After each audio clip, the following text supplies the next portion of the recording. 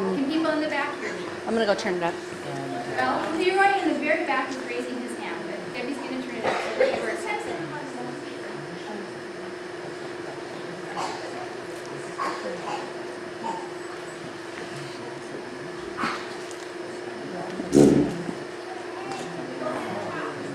Go ahead and talk. Okay, I am Barbara Johnston. I am teaching the gardening class. Debbie asked me to teach the class, and I thought, oh great, somebody knows I garden. And then she said to me, we always have professionals teach, and this time we thought we'd have an amateur. So I am your amateur. If you came to my home today and saw my home, you would not think I garden. We've lived in this house 3 years. We have been working to make it a productive garden, and we're still working to make it a productive garden. The home I lived in the San Fernando Valley, if I was out front, people would stop and ask me gardening questions. It was that kind of garden in the front. One time I was out there working, I could hear some teenage boy yelling, honking. I was like, I'm not going to look. I'm not going to look. And finally I hear him yelling, great garden! So that's what I get for not looking when a teenage boy is honking and calling to me. I want to talk a little bit just to emphasize what Debbie mentioned about the importance of a garden in your food storage. My husband and I have an emergency preparedness business. And for the month of February, we put into practice what we preach, and we live solely off our food storage. Now, we had a ton of variety. We posted everything on our Facebook fan page for our business, and the comment we kept getting was, that's food storage? That's food storage? And even though what we're eating was delicious, at the end of the month, I really craved fresh things. So, food storage is so important. And it will really bring variety, I should say gardening is so important. It will really bring variety to your food storage. So you will be grateful that you have a garden. Because I'm the amateur and not the professional, I won't have the answers for everything. Tonight I just want to cover basics. And even though they're basics, no matter where you are in your gardening experience, it still applies. So on some of your questions, I may have a blank look. And if someone else in the audience knows, speak right up. So, we want to talk about soil first because soil is probably one of the most important aspects of your garden. In the Antelope Valley, we have some of both. As we dig down in our yard, we have layers of sand. Every time I turn my head, I hear it change. So, we have layers of sand, we have layers of clay. Clay, it holds your soil together. It retains water better, and because it retains water better, it retains the nutrients. With sandy soil, those nutrients and the water wash right through. The negative part of clay is that it holds the water so well you can actually drown your plants and you don't have good drainage. Sandy soil, it makes the soil loose, which is a good thing. It does dry out much more quickly, and the nutrients wash away, as we mentioned. So what do you do to test your soil? This is the quick and dirty test. Pick up a moist handful of soil, squeeze it. If it stays together in a mound, kind of like the way you see in the picture in her hand, that has a high percentage of clay. If you squeeze it and you open your hand and it crumbles and falls out, it's higher percentage of sand. We're trying to find that balance. We want the balance so that it retains moisture, but it also drains well. It keeps the nutrients in, you don't lose all the nutrients. So you're trying to get that balance. Acidic versus alkaline. I see your eyes glaze over. Too much chemistry, hated chemistry in high school. It is important though, because your plants, like us, want a comfortable environment. Think of it as a comfortable temperature for your plants. So the scale, the pH, 1 is very acidic, 14 is completely alkaline, or what they call basic. pH does affect the ability of the nutrients that are, let me rephrase that. pH does affect the nutrients in your soil and how well your plants can absorb them. So you're trying to get an ideal pH between 6 and 7. Anybody know what we are in the Antelope Valley generally? We're more alkaline, exactly. So most plants don't like as much alkaline as we have. And I don't know if this is big enough that you can see it. It's a scale from 4 to 8, and kind of where different plants and vegetables fall on the scale of what they like. With the most acidic being blueberries, azaleas, and azaleas won't grow in our climate anyway, at least not for the most part. The most alkaline is not even on there, and it's lilacs. If you know Utah, Utah has those Utah lilacs. They have alkaline soil, they love it.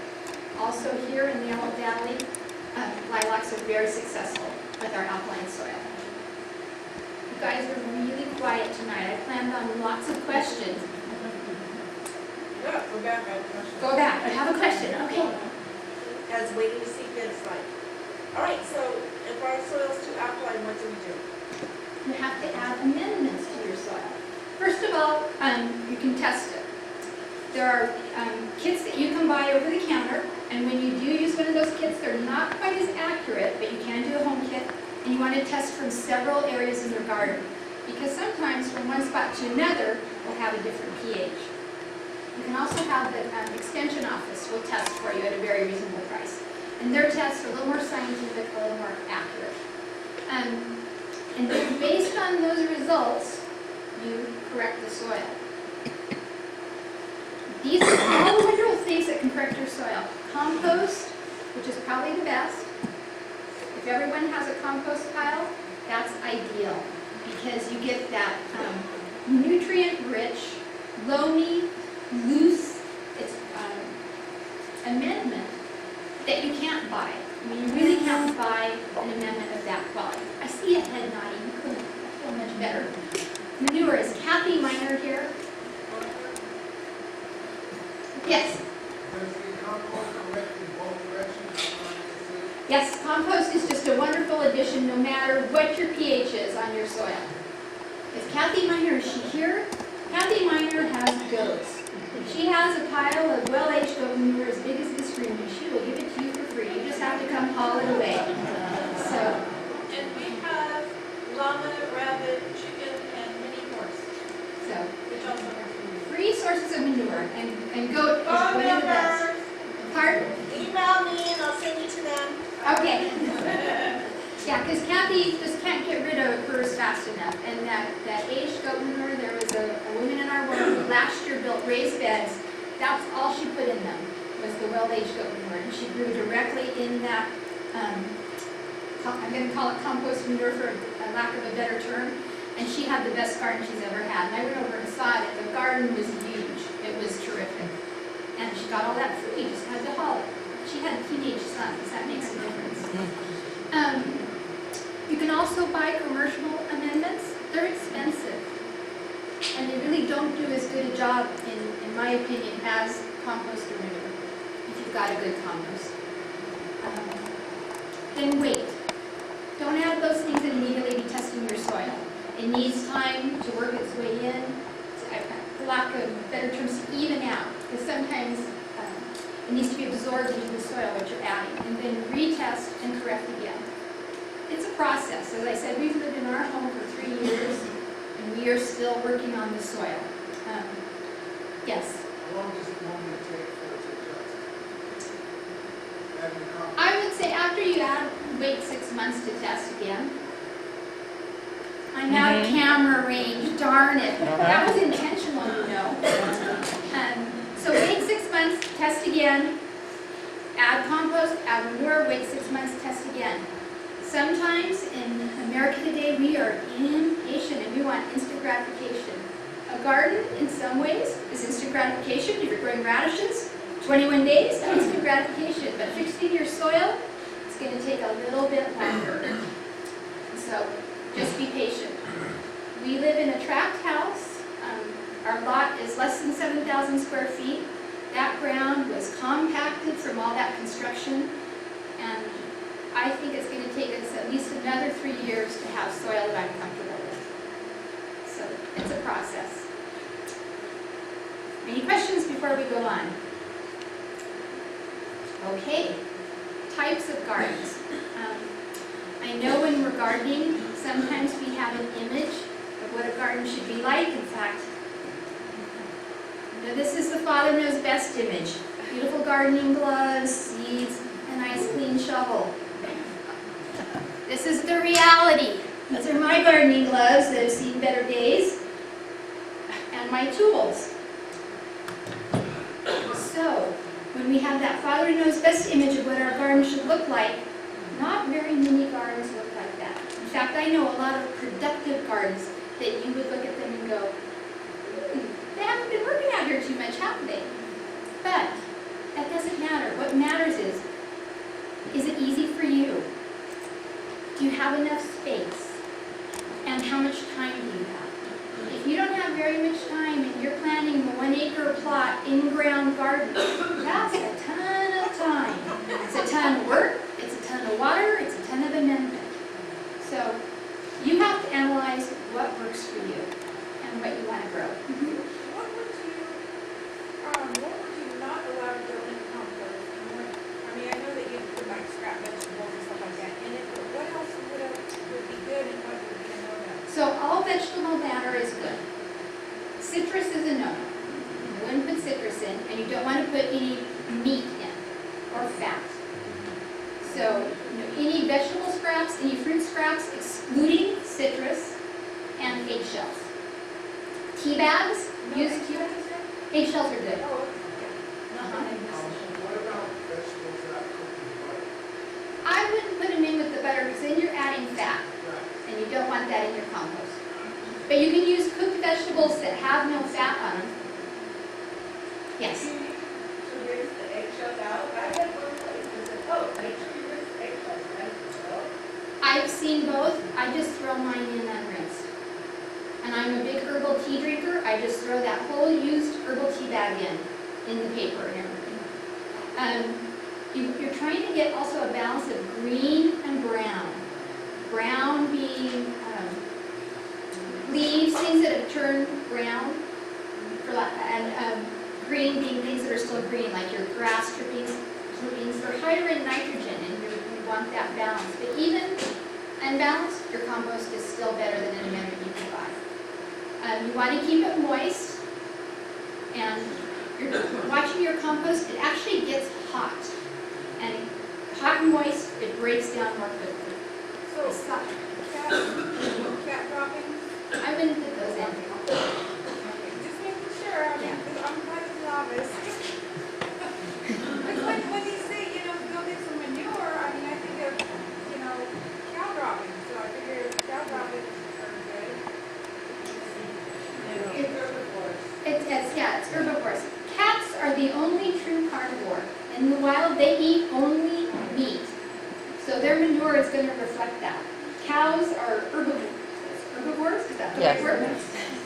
And so their manure reflects that.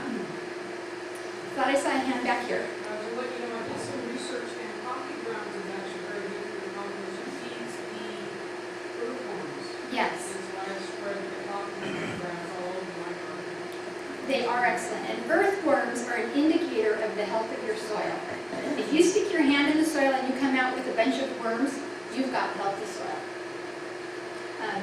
I know when we moved into our house, there was not a worm to be found, but we're getting some, so I know we're on the right track. When you mentioned coffee grounds, this is not my book. It's a lady at our ward. It is called Supermarket Super Gardens. And it is all about using products that you can buy at the grocery store to make a super garden. And when I first looked at it, I was like, oh, this is interesting. But as I looked at it more and more, it has a lot of good stuff in it. One of the things that this lady does, recommended by this book, is she pours beer all over her garden. The garden loves the carbonation in the beer, as well as the natural sugars that are occurring in that beer. We have a strawberry patch, and it said, pour coffee. So you can buy some coffee, I'm going to pour that over those strawberries. For some, they like the caffeine. It said, don't use the caffeinated coffee, use the real coffee. So this book has all kinds of interesting things to do that are fun and unusual, and she says this is what's made her garden in the Allen Valley a success, because her husband told her she could not grow a garden here. She bought this book, she follows this book, and she has a beautiful garden. So if you're interested to look at that. We got a little sidetracked. Any questions before we go on? We're talking about, yes?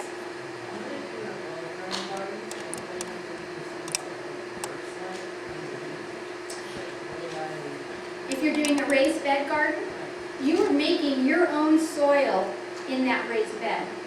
We have raised beds on one side of our home, and that's where we are the most successful because we've controlled the soil that went in there.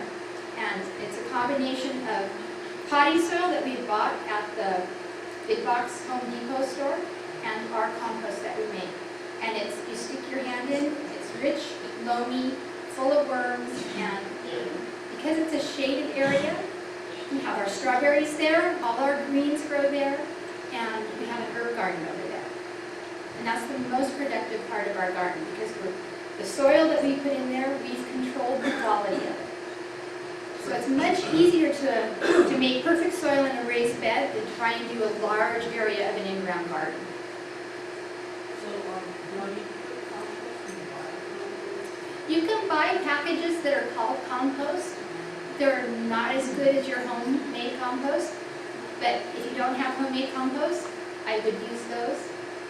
In the book Square Foot Gardening that I have up here, he actually has a mix that he recommends.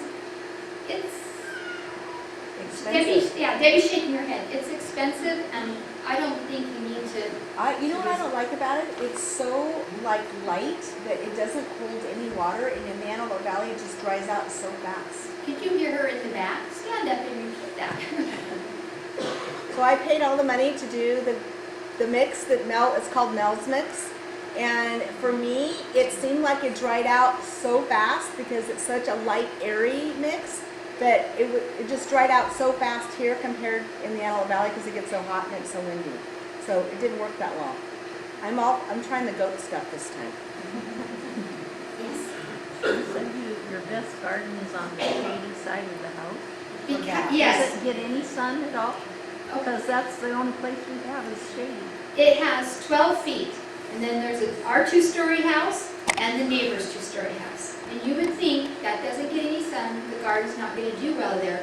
But because we planted the plants that can tolerate some shade, and we use the raised beds where we've given them really good soil, they're thriving there. I never thought that strawberries could grow that well in the Antelope Valley, and they're really happy there.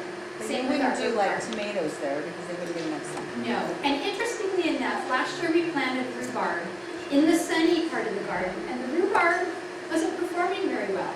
So we moved it over into one of the raised beds in the shaded area, and it's going nuts. So sometimes it's trial and error. My good friend is a master gardener, the founder of the American Clematis Society, and this is what she says. Sometimes there are just suicides in the garden. You've done everything you can do, you've given it the perfect environment, and it still doesn't thrive. Sometimes there are just suicides in the garden. So if you can remember that, and cut yourself some slack. So I hand over. Just gone through and redone all of our hoses, straightened out, blocking ways. Every one of the garden hoses now said, not drink out of the hose, maybe carcinogenic, causing cancer, blah, blah, blah. It's like, okay, why am I gardening with these hoses? Is it putting all the carcinogens in my garden? I have no idea. That's the first time I've heard that, because our hoses are all old. Has anybody, any information on that? I think it, If you get lead-free hoses, I think Costco carries them, you don't look at it safe, substances that are not harmful, continues and dangerous. You want to get lead-free hoses and lead-free pipes. Those programs do have that. So you're saying that if I'm watering with these, No, you're fine. I will get carcinogens? no. You're fine. You have to remember we're in the United States where we overdo everything to protect everybody. So, Because over the years, they changed the testing so they can find more stuff to complain about. I mean, I used to teach down in the, North Hollywood. And No. I was in the field back in 1949. And then about 10 years, no, 6 years ago, nobody could drink anything out of the drinking cup because it was found to have too much lead in the plumbing. But all those kids for 50 years haven't got that yet. But it's now a big clear that the plumbing that has been that way for ages is now deadly.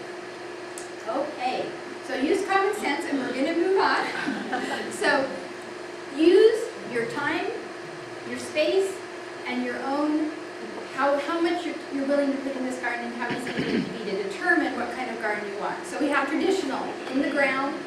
I personally would never do this again because it takes too much work. To try and amend that much soil is hard. It takes a lot more water and weeding. I don't want to weed, I want to garden. So that is my personal preference. So you have to determine what works for you. Raised beds, I love raised beds. I think they're easy, they're more efficient with water and amendments. I don't think we pull 2 weeds a year out of our raised beds. The other advantage of the raised bed is because you never walk on it. The soil stays friable and it's not getting compacted. Your plants can grow really well. Much easier to fertilize, much easier to take care of. How do you monitor this? You put a drip system on it. So that makes it easy. We can leave, we don't have to be there. If you're reading Square Foot Gardening, he's out there watering by hand. No, not doing that. Hay bale gardening. I first saw this a couple of years ago where you're using a hay bale as your container. You do have to condition the hay bale, and the author of this wants you to pay to learn how to do that. I know that Debbie looked at some websites. Did it talk about that conditioning or how No, to it do said that? you just water it for 2 weeks, and then it breaks the hay down in the middle, and then you just scoop out a part and plant your plant in there, and that's it. And then you water. So I haven't done this. I can't say if it's a good thing or not. It does appear to be inexpensive, and the hay bales are supposed to No, fertilize. not paying $60 a bale. How much did we didn't pay that for our hay last year? We used hay as a mulch last year. Or straw, pardon me, straw. Yeah. And that's what you, yeah. Now, I've also seen, and I couldn't find a picture of this, taking a bag of potting soil, putting some holes in the bottom, and just slicing an X in the top and planting right in the bag of potting soil. If container gardening is too expensive for you, because containers can be very expensive unless you're using some kind of salvage container, there's a very inexpensive way to have a container garden. Just make sure you've got those holes in the bottom so it can drain. Intensive gardening. This is the concept of planting things really close together. What happens is they shade the soil so weeds can't grow, they're not getting sun. Again, your water's being used much more efficiently because you're not watering empty spaces that don't have any plants in them. And it's amazing, you can actually double and triple in the same square footage the amount of produce that you get. It's a great in combination with the square foot gardening. So I like the intensive gardening, it just means planting things closer together. Notice you don't see any blank rows, those picturesque rows of traditional gardens. The next thing is planting at the right time. I went to visit a friend who had moved from California to Utah, and she's planting a garden because now she has space. And she's planted everything at once, cool season and warm season crops. And she's telling me, I just don't understand why the carrots and lettuce aren't performing. Well, it was June. It was much too late to be planting those cool season crops, but she wasn't familiar with that. So let's talk a little bit about it. Cool season crops, you plant them in cool weather and they mature in cool weather. So you want them usually to be done producing before summer starts. Once it gets hot, they bolt, go to seed, and they tend to get bitter. You're going to plant these in the early spring or even in the late summer so that you can harvest in the fall when it's starting to get cool.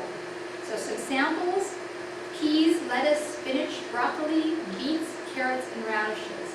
Most of the cool season things, what we eat are the leaves, the roots, or the flowers. So like broccoli, cauliflower, we're eating the flower.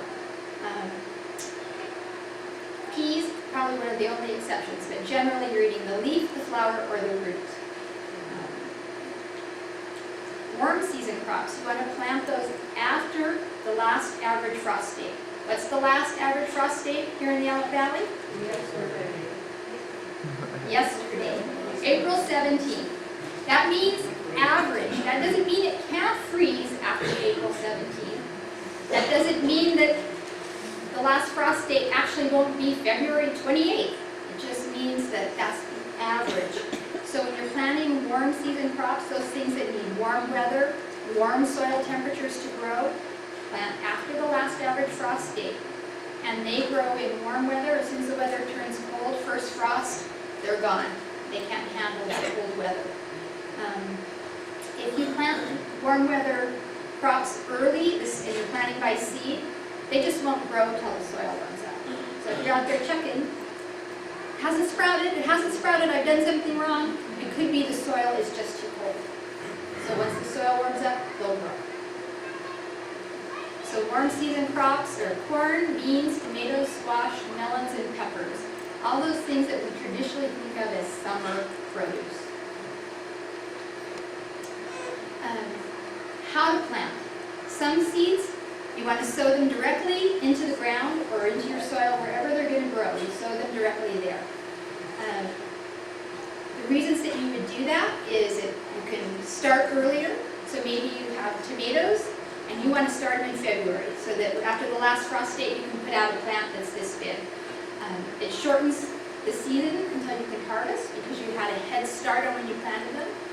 And a lot of this plants that you direct sow, they don't transplant well.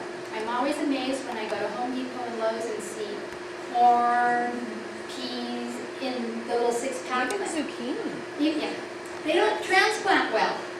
And yet, when I was there last Saturday, I was buying a few more packs of plants to plant because it was so beautiful last Saturday. A man was buying green beans, and I leaned over to him and said, "Go get the seeds in the store. It'll cost you a fraction of the amount, the price of the plant, and you'll have greater success." So he sent his son off to get some of the bean seeds. Let's just sidetrack here for a moment. When you go to Home Depot or Lowe's and they have beautiful azaleas, bougainvilleas, gardenias, we are zoned for Los Angeles down below. That means our Lowe's and Home Depots get the plants that go to Los Angeles. That doesn't mean they're going to grow in our climate. We really need to be rezoned for Bakersfield in order to get the plants that grow in our area. So just because they're there doesn't mean that you're going to have success with them. The nursery that I loved actually closed. That was Superior Nursery on Sierra Highway. She owned that nursery. Her father owned that nursery. They lived in the valley. They only purchased things and sold things that would grow in our climate.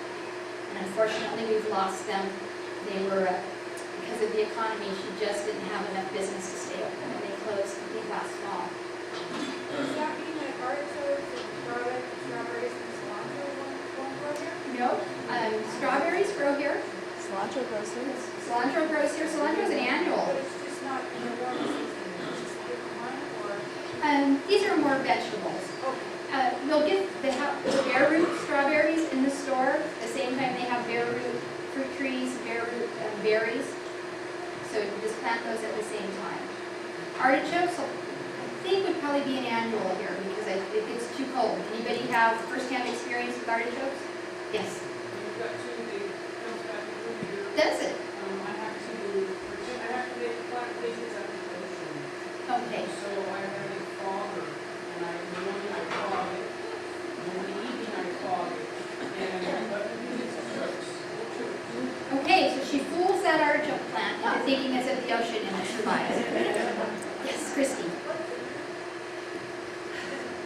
I know for the sunset zones, but I don't know for the USDA zone. For sunset, we're in 11, I believe. And for USDA, I know Neil Weisenberger says from 3 to 8. It's a big span. So if you find a tag that says it's good from 3 to 8, then you're good. It depends on what altitude you're at in the valley. The valley floor is one thing, you go up another towards Farmdale or into Fort Sill, you get a little higher, you're in different zones. You've got blocks all around your yard, you've got your own microclimate. Yes, because there are microclimates everywhere. There's a landscape designer in the valley, and she says, well, one of my clients has a citrus tree that produces every year. Well, she lives right at the aqueduct level. And the aqueduct is kind of the line of demarcation in the Antelope Valley. Below the aqueduct, the cold air sinks down, and so we have colder, nights than at the aqueduct level where it's just above that. So because she's just at the optimum elevation in the Yellow Valley, she has a citrus tree that lives. So microclimates, when your friend says, but I grow this, and you try and grow it and it freezes, they may have a microclimate that that plant is happy in. So direct sowing, it takes 1 to 2 weeks for the seeds to sprout if the soil temperature is the right temperature. And again, most of those plants don't transplant well. Things that prefer direct sowing are beans, beets, carrots, corn, lettuce, and peas. And I have seen every one of those at Home Depot or Lowe's. Maybe not carrots. You did thought, okay. So again, just because they have them there doesn't mean that it's going to grow or that's the best way to do it. Transplanting, again, you can get a jump start for an earlier harvest. It can reduce seedling decay. You've got a control, you're controlling everything for this plant. This is how I start my seeds. I just have a plastic cup. I punch 3 holes in the bottom. I've used seed starting mix. It's a little lighter than your regular potting soil. And I planted the seeds. We only have 2 left because my cat likes to come along and rip them out and leave them on the counter. So we are now protecting this with some plastic wrap. I like to start my own seeds because I want varieties that aren't available in the market. And I can get a lot more varieties mail order. And it's almost the same cost because I can use coupons where spend $50, get $25 off. So by the time I buy the seeds, it might be a little more expensive in paper shipping. It's the same cost as if I went to the store and bought the seeds here, but I get varieties that I want. So this is a Rosa Bianca eggplant. I can't buy that at the nursery. Mortgage Lifter was always one of my favorite tomatoes. It's an heirloom variety. And lo and behold, it was at Lowe's last weekend. So the other reason to start your own seeds, it's much less expensive. So this size at the store is on sale for $1.99, maybe $3. I can get a package of seeds and have 30 tomatoes for that same cost. And the seeds last from year to year. This Rosa Bianca, this package of seeds is 4 years old. And every seed germinated. So it's a lot more economical if budget is one of your concerns. Plus I get the variety I want. I see 2 hands, so we'll go this way and then that way.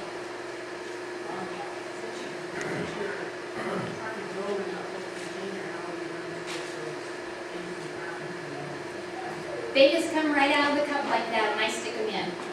I tend to grow 3 or 4 seeds in each one, especially when my seeds are old. And then when I plant them, when they're about 2 inches high, I just take the scissors and snip off the ones that are not as healthy. I keep the healthiest one. So this will come out of the cup all in one block. I don't know if that's the right word to use, but it'll come out just as if you bought a little pot at the store. Comes out the same way. Gentleman in the back. Two questions. Do you separate them and you put them in the ground, or you just put that? I put the group of 3 in, let them grow to about 2 inches, and then select the best one and cut off the other 2. Okay. Okay? Tell them I don't pull it out while you're How putting long it. can you store seeds? Or is there a certain way to store them so that We're going to talk about storing seeds. Okay. But and when we get there, I'll tell you what I do. Why I just don't pull out the other 2 plants that I don't want is that disturbs the roots of the good plant that I do want. But just by skipping, that means no roots are disturbed, my good plant is left perfect and happy. Okay. And again, I'm controlling the climate. So when I'm starting these seeds, I put them out in the day, I bring them in at night when it's too cold, and they may not perform so well. Eggplant is a warm weather crop. It doesn't like it when it's cold. So by bringing it in at night, I'm protecting it. I don't have fancy grow lights. I don't have fancy greenhouse stuff. You don't need that. I have my plastic cup and my saran wrap. Yes, Christy.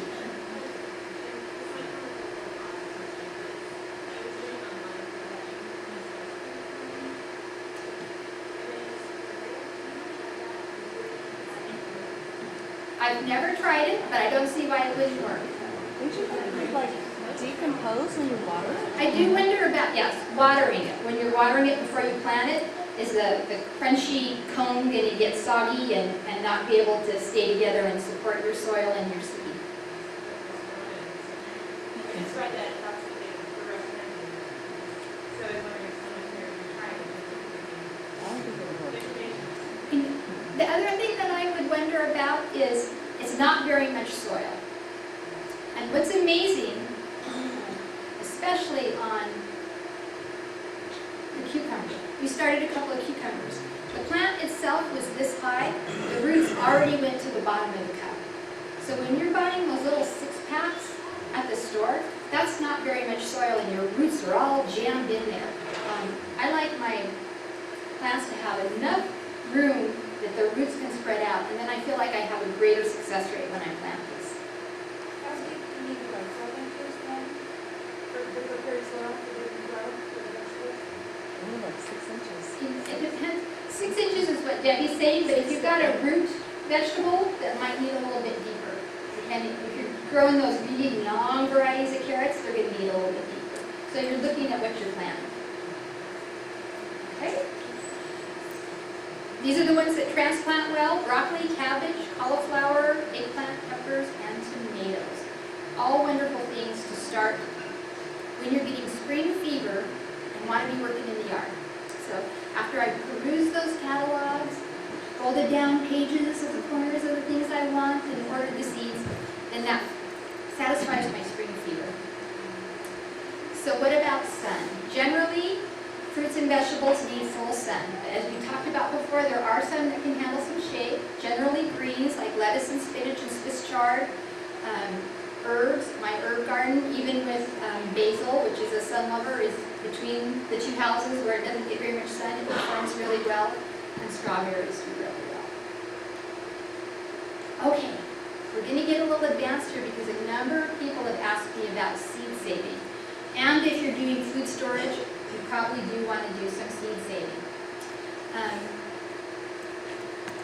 Open pollinated.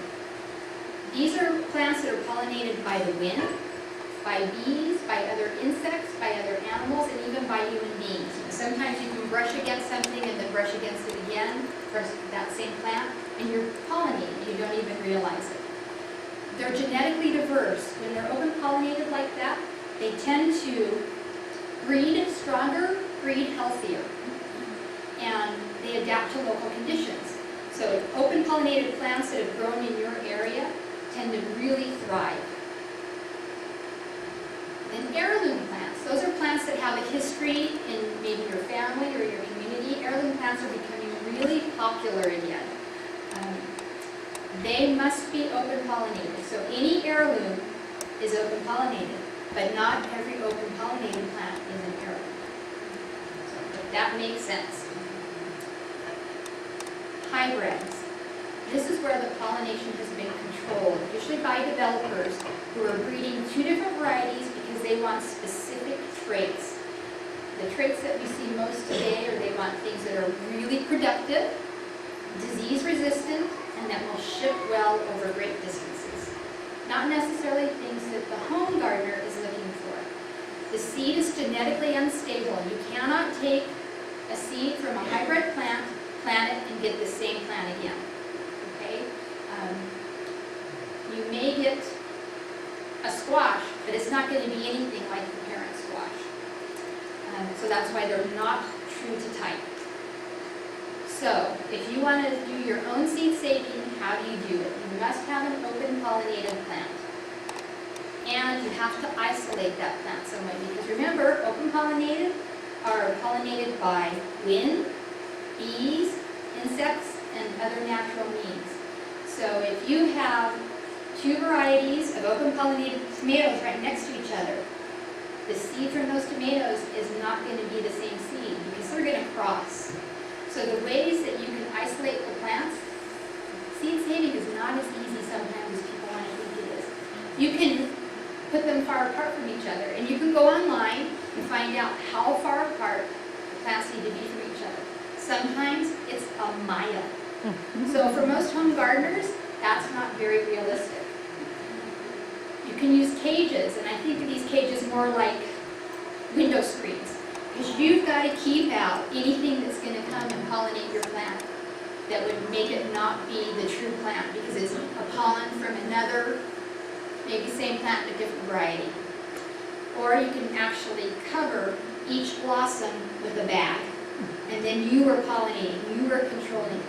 So seed saving for a lot of plants isn't that easy. For some plants it's very easy. Lettuces, really simple. Yes? Let me just clarify. If you want to have the same variety, then you have to do all of that. If you just want corn and you don't really care if it's the same corn, then you can just write it and pollinate and you still have some corn that still be the same. It wouldn't be the same corn, it may not taste good. May or may not. It may or may not, right. And the traits that you liked in that parent plant probably won't exist in the I offspring. understand that, but if you are getting into a slightly different type situation and you want to stay seasonal next year, you can still do that and have something edible the next year, but it's going to be the same as what you have. Well, sometimes what they do though is you just get together with a group of friends and you each plant a different thing and then drink, so that you don't get that. Because squashes, a lot of different plants can cross-pollinate. And so you can have a yellow squash and a pumpkin or something next to each other and they cross-pollinate and you end up with weird things, not pumpkin and not, you know.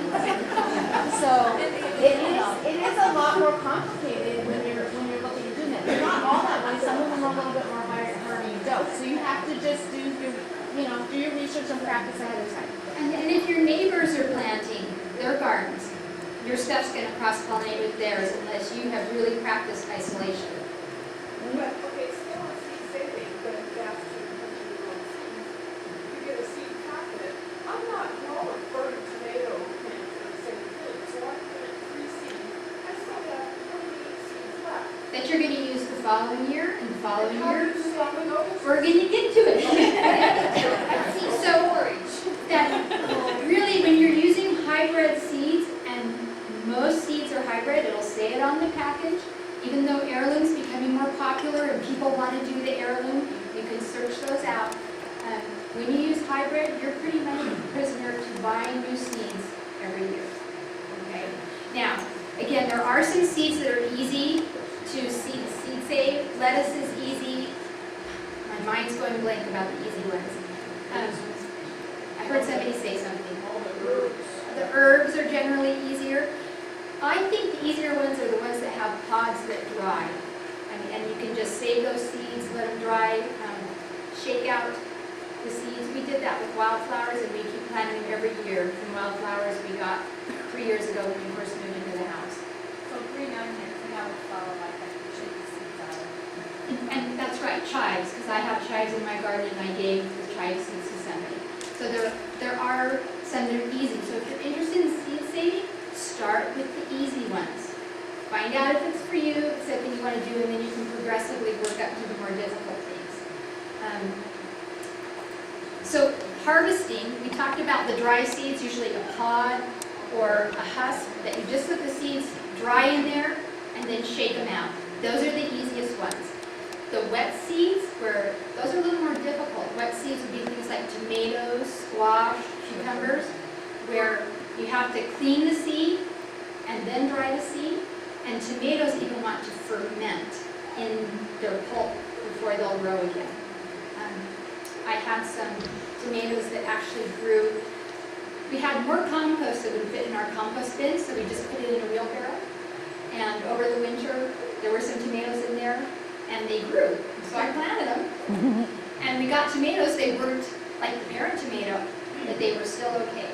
So they were able to ferment in the tomato plant, and that was what they need to grow. That fermenting, what it does is it fights off some of the disease, that fermenting process.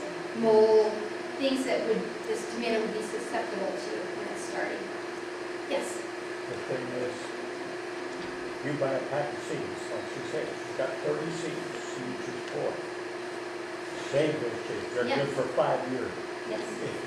If you buy 3 packs of seeds, then you've got seeds for 3, 5, 6 years. You don't have to worry about that. That, the only time you really need that seed is if you were starting out, you didn't have any, maybe if you had a plant, but you didn't have seeds, extra seeds. But you, if you, unless you're doing like the seed packet says, sprinkle them all the way down the row, and then cut and throw 3/4 of them away, you're gonna have lots of seeds all the time if you just take care of them. You bet. And I'm using seed that's several years old because I don't take care of them, but we'll talk about that. Okay, storing seed, what we've been waiting for. This is kind of like food storage. Think dry and cool. Humidity will affect your seeds. You can store them in Ziploc bags. You can store them in mason jars. And you just want to reduce the amount of air. Then the recommended is to store them in the fridge, not the freezer. This is where I have a confession. I store mine in a drawer. They're not, well, I guess they are in a Ziploc bag, but I'm certainly not putting them in the fridge or the freezer. And they're still good 5 years later. So even with that neglect, my seeds still grow. I'm not that picky with my either, though I was just realizing how to say, well, that probably was. But I finally went through all the seed collection and pulled out all the ones that were like 8, 10 years old, you know, I sucked out, I put it all out through my way. Ran into Neil Weisenberg, was talking to him, and he said, "If you just soak them, we get sprouts." So the older seeds, if you soak them overnight with fruit, plant them, a lot of them are still Yes, on the package, there's a date, a year printed on the package, so you can always know how old your seeds are. In that book that is the Supermarket Gardens, it talks about soaking your seeds overnight and how to increase the germination rate by soaking. So even with the neglect that my seeds get, I don't soak them overnight, I have a really high germination rate. So the seeds are pretty tenacious. I think that was it. It is it. Are there any other questions? Yes?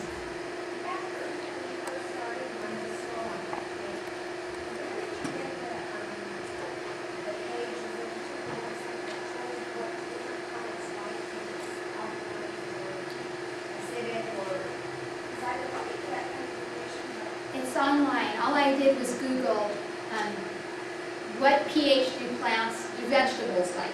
And that came back. It was one of the options. But there is a ton of information on the internet. Not everything is accurate because anybody can put information out there. YouTube videos are one of the prime areas where I see incorrect information all the time. I'm going to give you an example. It shows you how to freeze dry your own food on YouTube. Not gonna work. I mean, you're gonna end up with a product, but it's not gonna be the quality of commercially freeze dried. There are only 4 companies in the United States that commercially freeze dry. Every other company then buys from them and repackages. Because freeze drying is so expensive, it is a very technical process that involves big, expensive equipment. So to do it at home, not really going to be successful. It's the same with gardening. I would say go to reputable sites. Better Homes and Gardens, Sunset, County Extension has information, and those are the sites to get your information from. Just because someone has a YouTube video out doesn't mean it's going to work. Yes? In the Antelope Valley, apples and pears. I don't know very much about pomegranates. So. Yes. You can grow apricots and plums, but which are the most suited to our climate? Apples and pears. Peaches and almonds are from the same family. So, yes, they do when they're little. I mean, when those almonds are little, they look like.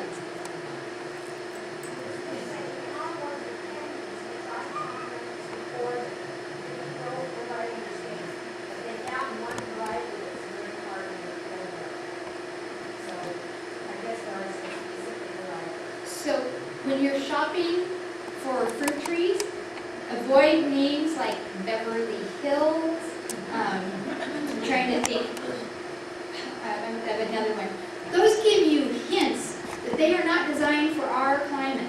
Beverly Hills is designed for a warm climate, not ours. I can't think of another one that Any has tropical thing, anything tropical. beachy. So yeah, if it's got a name like that, that's big red flag, not gonna do well in our climate. You might actually get out early tonight. Yes?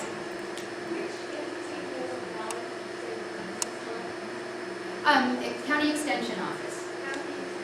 Or you can buy a kit that's not quite as good at the nursery. Yes? Maybe get a little help. Do you have a reference for, when and how to get seeds from the different plants? If you're gonna seed save, Yeah, for saving seeds, when and how. okay, so when you're seed saving, I'm gonna give zucchini as an example. You know, zucchini, when you're gonna eat it, you harvest it when it's little. Because the bigger it gets, the seedier it gets, the tougher it gets. When you're seed saving, you let that thing just grow, grow, grow, grow, grow. And then you will pick from your best plant, the best zucchini, and that's the thing you want to save. Because that has the best genetic traits that you want in your future generations of that plant. So you are helping improve each generation by always picking the best. But Yes. if you're gonna be seed saving, that zucchini, you're gonna wait for the end of the season. You're gonna grow a seed, plant something that's Yes, useless, yes. wait for the seed, and it's gonna die, and that's it. Could you hear what she said? Yeah. So, yes, because that's what plants want to do. They want to reproduce. And if you let them reproduce so you can save the seeds, then they stop producing food for us to eat. So wait till the end of the season to let them produce that great big fruit that's going to be your seed supply. Yes. I found there were 3 onions that, I left them in the garden in the wintertime, and then in the springtime, they will start to flower. With the seeds on it, when it was time for them to start growing again. So if you leave them over the winter, like 3 onions, then they will lose this flower in the springtime. Interestingly, my friend who has pumpkins, this is what she does, because when you go to her house at Thanksgiving or Halloween, there are pumpkins everywhere. All she does is she takes a few pumpkins, she has a large lot, she goes back under a tree, she breaks them up with an axe and leaves them there. And then the seeds, they do that fermentation process because they're still in the pulp, and they grow, and that's her pumpkin patch. And she does that every year, and she gets hundreds of pumpkins. So she's made it easy. Again, there are always exceptions to everything. When people say, well, you can't grow this in the Antelope Valley, there's always somebody who's growing. It's just, do you want to do the work? Do you have the microclimate? There's a bunch of factors. Anything else? Uh-huh. I don't have the space that I used to, so if I was to do like a patio garden, what grows best in like containers if you can't have them? You can grow tomatoes, zucchini, what else? Peppers, eggplant. Lettuce, peppers, eggplant, there's a lot you can grow. The only thing is when you're growing in a pot, you need to fertilize a little more because as you water and as the water goes through that pot, it takes the nutrients with it. Whereas if you're in the ground, the water is staying pretty much around your plant and it's not taking all the nutrients unless you have a sandy soil that's washing it away. But in a pot, fertilize a little more. I recommend organic fertilizer, Miracle-Gro. My friend calls that crap for plants. So, because once you start using it, they need it. It's not a slow release over time fertilizer. It's a blast of fertilizer when you give it to them, and then it's gone. Yes, yes I am. Has anybody tried growing potatoes in containers? The orchards are small. And you can do those potato cages. In fact, I was just talking about it with this lady over here. The Sunset had, if you go to their website, and I'm pretty sure they've got a video where they built a cylinder out of chicken wire. They put soil in the bottom, planted the tubers, and then as the tubers grew, they just kept layering straw. So then they got layers of tomatoes all through that straw, 50 pounds of tomatoes out of one cylinder Potatoes. of potatoes. Yes, not tomatoes. I don't know, I haven't grown them that way. I've only seen what Sunset did. But when they pulled the cage off, yeah, the tomatoes were perfectly clean because they grew in straw, not in dirt. It was really fascinating to me. I had last year tried to grow potatoes in tubs and had soil on the bottom, and as it grew, I added what I thought was soil. Found out that was not what we used. I got 3 potatoes from 4 tubs. So I did some research, and it has to be straw. It has to be light. You don't want to pack soil in there, because they just don't mix too much. So the straw thing, I have it going in the raised bed right now. I got the bed way down, kind of the potatoes in the bottom, now I'm just do straw all the way up. Yes. So you layer the straw, and so there's still some green on top. You don't totally cover it. And then as it grows a little more, you put some more straw. It grows, put some more straw. You can do the tires too. Yes, do fertilize it. The thing that I don't know is how to know when to water it. I think I would just look at my green tomato plant, and if it looks dry, that's when I would water. Debbie was also saying you can stack tires and do the same thing. And the tires will retain heat. That black is going to make the soil in there really warm. Yes. Potatoes grow really well in smart pots. They're kind of like the flannel, they're material, they last about 5 years. And you start out low, planting them, and then you keep peeling soil or straw or whatever up and raising the pot with them. And they grow beautiful. It's the same concept as the cage, just a different medium that's holding everything together. Anything else? Yes. Sometimes you have, I brought it up, I don't know, like a bowl onion, and it starts sparking like a movie, can I just try it? No. You're not going to get what you want. The same thing if you buy potatoes from the store and plant those to grow. They've been treated so they don't mold and rot. And so it really inhibits them from sprouting.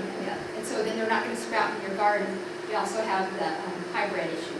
Yes. Yams will grow beautiful. You go to the store, buy your one yam, and you've got a garden full of them. Okay.